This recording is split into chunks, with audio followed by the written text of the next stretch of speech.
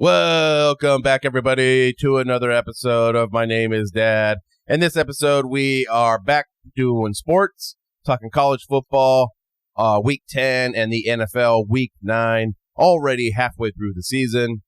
And before we get started, let's talk about the sponsor. It is Point B Grading and Turfcraft Maintenance, LLC, located in the Phoenix metro area, serving all the Southwest, doing landscape grading. This is kind of coming up on the busy season for baseball and softball fields, so everyone's trying to get their fields ready over the winter so they can have a good spring and have a good, nice field for the next spring season coming up. So check us out at pointbgrading.com and pointbgrading@gmail.com. And back in studio, we missed last week. I was out of town, and I was feeling a little sick, and Brody was at his mother's. But he's back in studio, Mr. Brody Benson. How are you, Brody? Good, except while we were gone, I broke my ankle.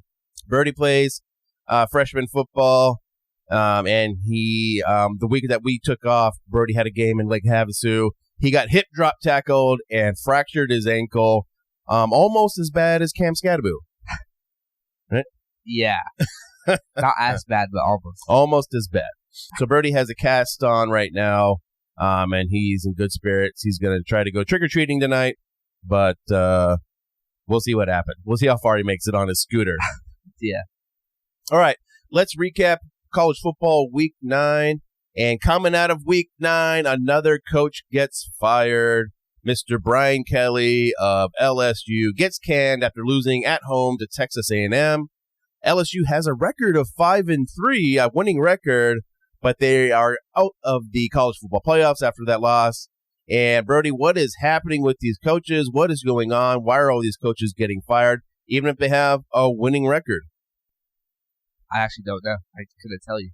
Well, again, my kind of theory is that college football has changed so dramatically so recently that some of these old school coaches they're just not adapting, or I think some of these schools are just afraid of falling behind the times with NIL money, transfer portal stuff. I think a lot of these coaches they're just trying to do it the old-fashioned way, like Dabo Swinney. They're just trying to recruit and redshirt players, but I don't think that's a thing anymore. I think it's all about finding players that have established themselves as being good players and then going and paying money and basically robbing them from other teams. Yeah. Brody, not too many thoughts on that, but that's okay. I just don't know. I really don't know why they're getting fired. Yep. But LSU's the next head coach is going to be Joey McGuire. Yep. And then also, the one thing we didn't get a chance to talk about was the week before. We were at the Texas Tech and ASU game in Tempe, Arizona. Texas Tech lost in the last minute to ASU. ASU then storms the field because Texas Tech was ranked number 7 at the time. How was the game for you, Brody? Any comments, thoughts, anything that stood out to you? Very hard to watch. It was very hard to watch, but towards the end, it was a fun game. But I don't know, just very slow, I guess. It felt like a slow game. It just kind of felt like there wasn't much going on. Just kind of like, three it out. Just like I said, I thought that Texas Tech went into the game very conservative. Obviously, they didn't have their starting quarterback, Baron Morton. They had the backup, Will Hammond, and they played very conservative. I thought that they played the game not to lose, where they were just trying to be conservative, not have interceptions, not have turnovers, and they kind of fell behind. But the special teams for ASU sucked so bad that Texas Tech was able to get back into the game and actually take the lead. But then ASU went down in the last minute, about 30 seconds left, and scored a touchdown. And then that caused the storming of the field. But other than that, though, I think I blame the loss on the coaching and the preparation, not really how the team played. I think just that was the plan, was to go in and be conservative on offense. Try not to make mistakes, try not to have turnovers. And they were just playing from behind the whole game instead of attacking like they normally do, like they've done all season. Yeah, ASU definitely had a good plan for Texas Tech.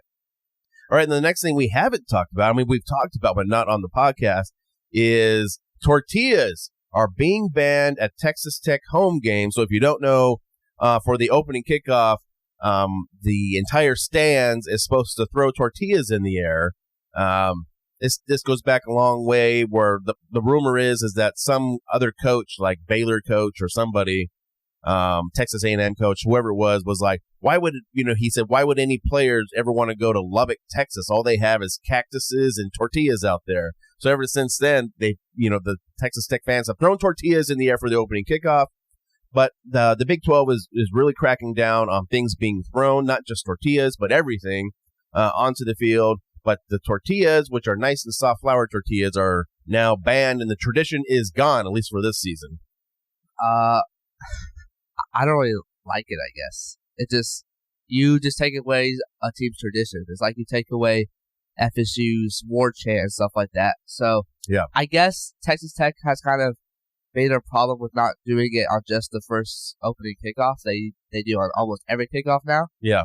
But still, you're taking away like a team's like a tradition, which is a kind of a big deal for Texas Tech fans. It just kind of seems that at some point, like the teams that have a cannon, that they fire off the cannon when they score a touchdown, like someone's going to be like, those cannons are loud. And they're going to be like, well, yeah, let's ban the cannons now. And it's like, where does this stop? So I don't know. I hope the tortillas do come back at some point, and I hope Texas Tech fans can kind of control themselves and just do it for the opening kickoff like it's supposed to be, and just throw them in the air. We don't have to try to get them on the field. But I do hope it comes back at some point. Yeah. All right, let's look ahead at Week 10. We have some big matchups and some rivalry games. The first rivalry game is Penn State at Ohio State. This would be a big top 25 matchup, but Penn State has shit the bed this year, so I'm pretty sure Ohio State's going to win this one. The next one is Army at Air Force, and this is part of the Commanders-in-Chief Trophy, where Army, Air Force, and Navy all play for the Commanders-in-Chief Trophy. We have Georgia at Florida. This game is usually played in Jacksonville, but I believe it's being played in Atlanta this year. But this game is called the World's Largest Outdoor Cocktail Party. All right. You know why it's called that, Brody? Why? Because these two teams are notorious for tailgating. Yeah. And, yeah, they do a lot of drinking before the game while they're tailgating. So it's the world's largest outdoor cocktail party. And they actually play for a trophy. It's the Okefenokee Oar. All right. I thought Georgia just had a bunch of old guys that liked their team. Oh, no. Georgia's a big party school. All right, the next one is Notre Dame at Boston College. They play for the Frank Lee Memorial Bowl, and they play for the Ireland Trophy. No one's watching that game. Boston College is terrible. Well, Boston College and Notre Dame people will. The next one is Central Michigan, the Chippewas. Oh. Central Michigan at Western Michigan, and they play for the Victory Cannon.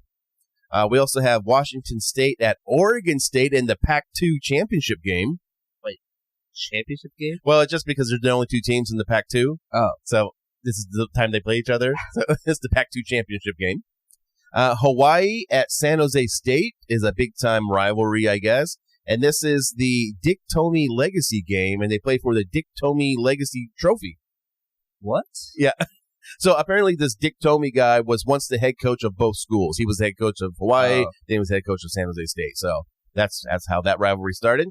And we have some other top 25 matchups. We have Vanderbilt at Texas, Oklahoma at Tennessee, and Cincinnati at Utah. Those are all, and I believe College Game Day, which we won't be watching this weekend because we have YouTube TV. Well, we have ESPN. Oh, we have ESPN Plus. But yeah, College Game Day will be at Utah, and then next week we heard they're going to be in Lubbock, Texas. Lubbock. 2 Big 12 schools in a row. Can they change it? Like if Tech loses to Kansas State, can they like change it because it's not going to be as important? No, I think once they announce it, it's decided. All right. Yep. Okay, let's do cover straight dog, and who's going first, Brody? Me. Brody wants to go first, so he can say that I copied his picks. Yep. For my cover pick, I have Iowa State minus 7.5 at home against ASU because ASU is one of the worst teams of all time without Sam Leavitt. Sam Leavitt has really carried their team, and their team falls apart without Sam Leavitt and a banged up Jordan Tyson, and they're at Iowa State. And Iowa State's going to out-physical them at home, and they're going to win by a lot because ASU lost Sam Leavitt for the rest of the year, and they're absolute dog shit without Sam Levitt. Sam Levitt is the quarterback for ASU. He is really good. He is the reason why ASU beat Texas Tech. Yes. Because just in like the last couple of drives there, he was just scrambling everywhere and just making some miraculous throws. So ASU does take a huge hit without Sam Levitt, and the backup quarterback for ASU is dog water. It's terrible. Yeah. All right, my cover pick is Tennessee -3 versus Oklahoma. This Oklahoma team has let me down all season, and I don't see any reason why that they won't let me down again, even though they are at home. But I think Tennessee's pretty good. And the Tennessee head coach, Josh Heupel, I believe his name is, was a quarterback at Oklahoma. I hate that pick. Oh, really? Oklahoma's going to destroy Tennessee. I don't think so. Tennessee's not that good. All right, Brady, what's your straight pick? We were talking about this one earlier today. I have Boise State putting belts to Fresno State. Yeah. Fresno State's terrible. They're having their backup quarterback play because their starting quarterback's terrible. It's at Boise State. It's a rivalry game. Boise State is just way better than Fresno State at home, so Boise State's just gonna destroy Fresno State. Yeah, Fresno State is. This is actually a rivalry game too. I might have missed that one. They play for some trophy. Yeah, so Fresno State and Boise State play for the Milk Can, which actually coincidentally, Brody, was my high school rivalry trophy. Wow. We played for the Milk Can trophy Versus Hanford. Yep, that's right. I actually never touched it because we didn't win my senior year, but I never held the Milk Can trophy. But that's what we played for. But yeah, Fresno State, the starting quarterback was Kurt Warner's son. I don't remember what his first name was. EJ Warner. Yeah. He struggled a couple games, and he played good enough to have them have a winning record. But he hasn't played outstanding. So it doesn't surprise me that Fresno State, after a couple bad games, is going to the backup quarterback, and we do expect Boise State to win this one. They're pretty good this year. All right, my straight pick. The Texas Tech Red Raiders at Kansas State. Now, this is beginning of the season. This is the one game I was really, really worried about was ASU.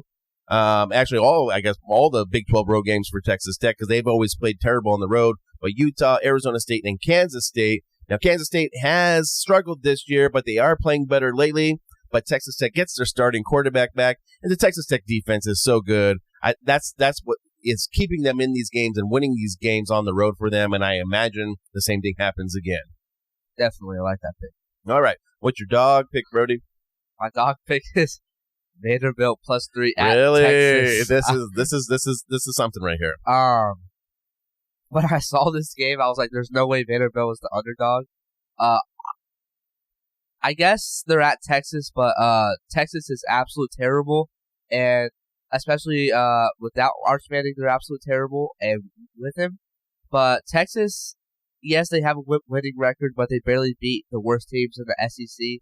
And Vanderbilt is a very good school, and I trust Diego Pavia more than Arch Manning or whoever's going to start for Texas. And Diego Pavia is going to win 3 games in a row against ranked teams. Yeah, that's Diego Pavia. That's what he does. And so if you don't know, my dog pick is Vanderbilt +2.5 at Texas. Mine said +3, but yours is +2.5. Yeah, when I did my paper before yours, it was at 2.5. But I think now Texas last week played Mississippi State in Mississippi State, and they won in overtime. But they should have lost the game. They were losing by like 3 touchdowns at the start of the fourth quarter. Exactly. So Texas should have lost last week, and I think if Texas lost last week, the spread would be flipped. Yeah, Vanderbilt would be favored. Yeah. So that's where my mind's at is, Vanderbilt should be favored in this game. They're not. That's why I'm going to pick Vanderbilt. Texas Tech, they're just this team where Texas, they did beat up on Oklahoma, but it's a neutral site game. That's a rivalry game. But they seem to beat up on the weaker teams and struggle and should have lost last week against some of the stronger teams. And Vanderbilt's good. Now, Diego Pavia is a Heisman candidate. He's not the favorite, but he's up on the list. And Vanderbilt's a good team. They play well. Definitely. All right. Let's move on to the NFL. Let's recap Week 8, talk about some of the things that happened. And as we mentioned earlier, Cam Scattaboo goes down for the New York Giants with a fractured ankle on a hip drop tackle. I was going to ask Brody what his thoughts were on this injury. Actually, Dad, because I'm smarter than you, it's a dislocated ankle, not fractured. Oh, yeah. Okay. Well, I was watching the Giants game, right, and I missed the game, and my mom said fast forward it, and they told me the Cam Scatterby injury, and that might have been one of the worst injuries I've ever seen. Oh, really? His you guys probably saw it, but his like ankle was out of the socket. It was the most disgusting thing ever. It was definitely sideways. And people are saying that he might be out for the that might have been his whole career. But it's Cam Scatterby. He's going to come back. But it's definitely a big hit for Giants because Cam Scatterby kind of gave them, I don't know, just energy and confidence and stuff. So, definitely prayers out for Cam Scatterby, and the Giants are going to have to replace him. Yeah. I don't think it'll be the end of his career because it seems like Dak Prescott had the same injury one time, and it does happen. So I think he can come back for it. It's just funny that Brody and Cam Scatterby basically play the same position. They both wear number 44. They're both white guys, and they both hurt their ankle the same week. Yeah, and we're same height and all that, same size. Yeah, basically, yeah.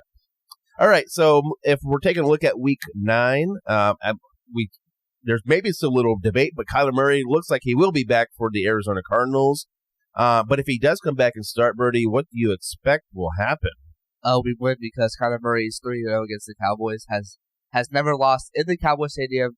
He's played there in college, high school, and NFL. Has never lost to Dak Prescott or the Cowboys. And I know we're terrible, but it's just the Cowboys can never beat the Cardinals. So I think we win this game because the Cowboys offense is really good, but their defense is absolute trash. Yeah. And they just lost the best linebacker during practice. So I think it's going to be a high-scoring game, and we come out on top because we beat the Cowboys. Yeah, I think I actually kind of like the Cardinals this week to beat the Cowboys, or at least again it'll be a one-score game. Maybe we win. We're confident this week, and this is the week where the Cardinals just hit the bed. And coming off the bye, so you should have extra preparation time, all that stuff. Yeah. I do expect that. What I think for the rest of the year, Kyler Murray's going to start now, but he's going to have to play his ass off to convince me to keep him on this team. I think he'll probably have a good game against the Cowboys, and then he'll shit the bed after that. Oh, yeah. Dad, you don't like Walter Nolan, and he's come back, and the coach's comments are he did not put in the work while he was injured, and he's fat, and he's not in shape, and he does not look good, basically. Yeah. I told you this when they drafted him. So, Walter Nolan's not doing very good right now because he's not he's the next Robert Kimdichie. They both played the same position, both went to Ole Miss, both signed their contract, got their signing bonus, and hurt their ankle or their leg, whatever it is. And Robert Kimdichie plays Canadian football now because he sucks, and Walter Nolan's following suit right behind him. It's the same thing. I don't know why I'm the only person who notices this. How are you always right? I don't know. Bro. I'm just telling you. This is unbelievable. I told you that when they drafted him, this was a terrible pick. So, Kyler Murray will come back. He'll have a good game now, and everyone will be like, "Oh, Kyler Murray's back! Oh, great!" Blah, blah, blah. And all the fans and all the sports radio guys will be like, "Oh my God, Kyler Murray!" Blah, blah, blah, blah. And then he'll shit the bed after that, and then they'll all be bitching about him again, and we'll have a new quarterback next year. Oh, yes. All right. Not Spencer Rattler. Not Spencer Rattler. We don't want Spencer Rattler. Okay. But that's what part of the Cardinals will sign. Probably. We are about halfway through the season, and I wanted to just take this time to take a look at the playoff picture as it is today.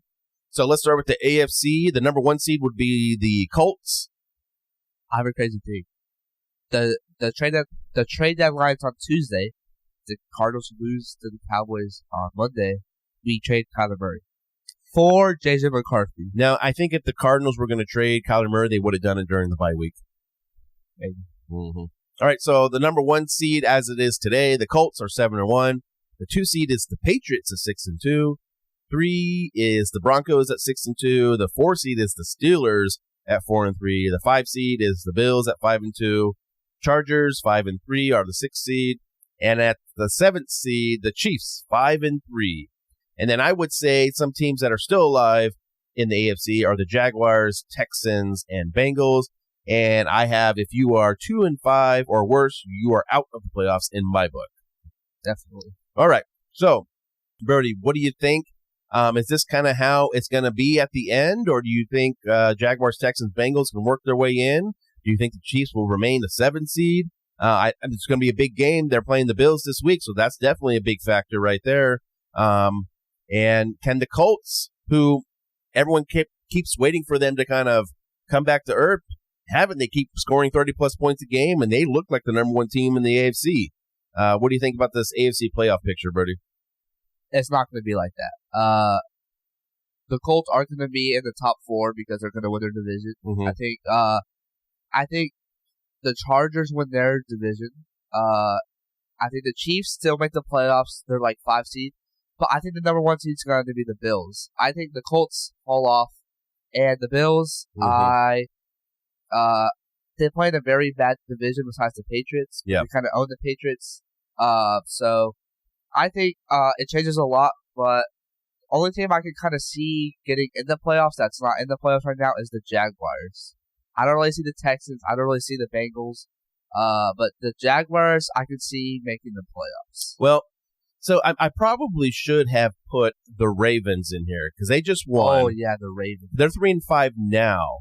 No, and if the Ravens make it, they're going to be like the 7th. Well, see, this is the thing. I think that AFC North is between the Steelers, who are 4-3, the Bengals, I believe, who are 3-5, and now the Ravens are now 3-5. I think the Bengals still need a bye week, but it's those 3 teams are going to be not playing for wild cards; they're playing for the AFC North title. Whoever wins that division will then get into the playoffs at the 4 seed.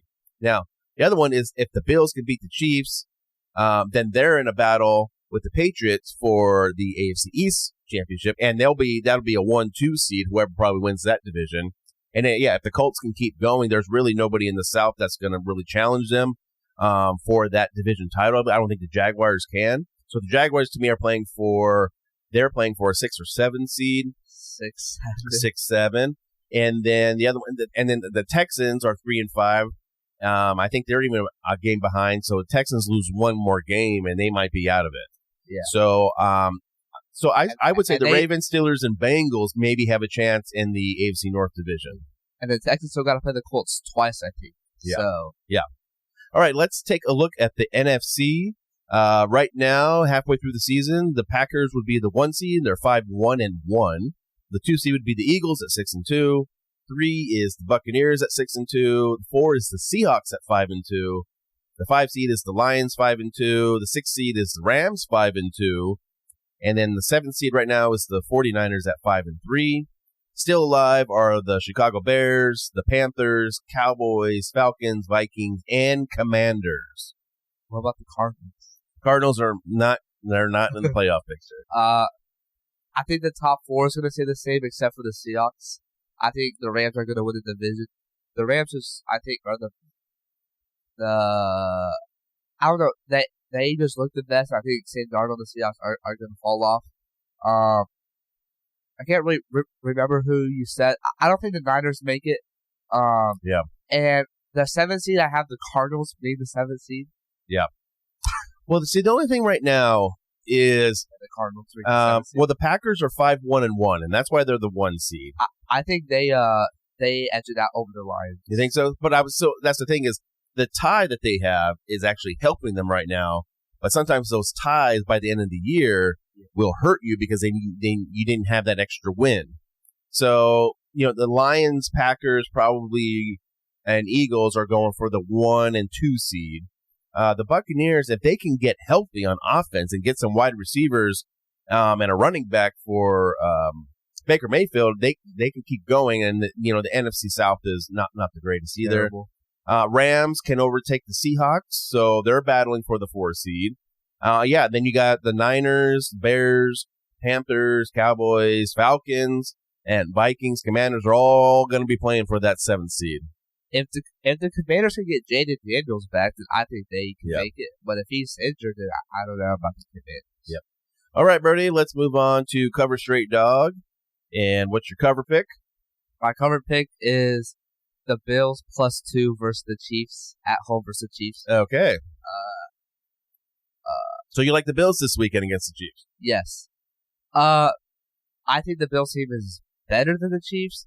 The Bills are at home. It's hard to go all the way to Buffalo and beat the Bills. And it's getting cold. Yes. And the Bills, over the years, do have the Chiefs' number in the regular season.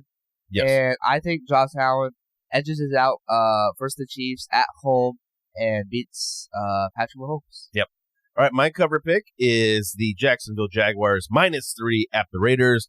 The Raiders have continuously let me down this year. They do not look good. Geno Smith does not look like has progressed at all. And the Jaguars are fighting for a playoff spot.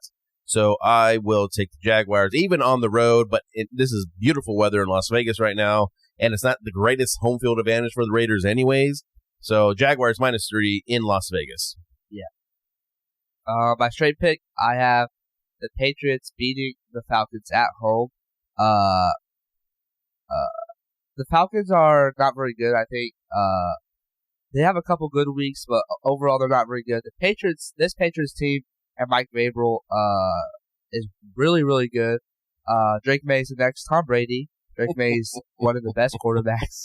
And the Patriots are fighting for the other division, so they need to keep winning these games. So I have the Patriots at home versus the Falcons. Yep. So I have my straight pick is the LA Chargers at the Tennessee Titans, and the Chargers should just wipe the floor with these guys. The Titans are bad. They are really, really bad. And you know who their one win is against? The fucking Arizona Cardinals. Okay? So, but the Chargers, Justin Herbert has been playing amazing the last couple games, last 2 or 3 games. Ladd McConkey, Keenan Allen, they are on a hot streak right now, and the Titans are bad. So Chargers, straight pick. My dog pick is I have the Steelers +3 at home against the Colts. I've been saying this for a long time. I think the Colts finally come back down to earth, and they have to go to Pittsburgh. It's kind of hard to win against the Steelers when they're at home. And the Steelers team is pretty good. They're not a bad team, but they're just very mid and stuff. And I just think the Colts can't keep doing this, and they have to go all the way to Pittsburgh. Actually, no, not all the way. It's not that far. No, it's not that far. Yeah. But I just think that the Steelers can be the team to basically beat the Colts, I guess. The only thing is, the one thing that I think is a factor, not that they're traveling very far, but the Colts play indoors. Yeah. They play in a dome, and they're going to Pittsburgh outdoors, and it could be a little rainy, could be windy, could be starting to get cold now. So that could be a little bit of a factor. All right, and my dog pick is the Buffalo Bills +2 at home versus the Chiefs. Now, yeah, you mentioned that I believe Josh Allen is 4-1 in the regular season against the Chiefs and 1-4 in the playoffs against the Chiefs. So, and this has kind of become, and I think that's probably, or a little bit of, the Chiefs have probably had home field advantage in the playoffs a little bit. But this has kind of become, this is not an old school rivalry, but it's sort of a modern day rivalry. Yeah. It was kind of like, Peyton Manning versus Tom Brady. That the Patriots Colts was kind of a rivalry. Just because those quarterbacks were always facing each other in the playoffs. So that's kind of this game. So the Bills are going to be, the fans are going to be crazy. The Bills Mafia is going to be up for this game. They're going to be crazy. They're going to be smashing in the tables and pouring mustard on each other and doing all that shit. I believe it's Sunday night, which is a night game at Buffalo. It's going to be cold. Oh yeah, and and the fans are going to be rabid there. Yes. So I think the Bills at home +2, and you're a home dog. I'll take the Bills, and they can get it done against the Chiefs. And Josh Allen will be 5-1 against the Chiefs in the regular season. All right. Any last words, Brody, before we sign off here? Just happy Halloween. Happy Halloween, everybody. Yeah. All right. That brings us to the end of our episode. I'll be back next week with more picks for you, and we'll catch you on the flip side.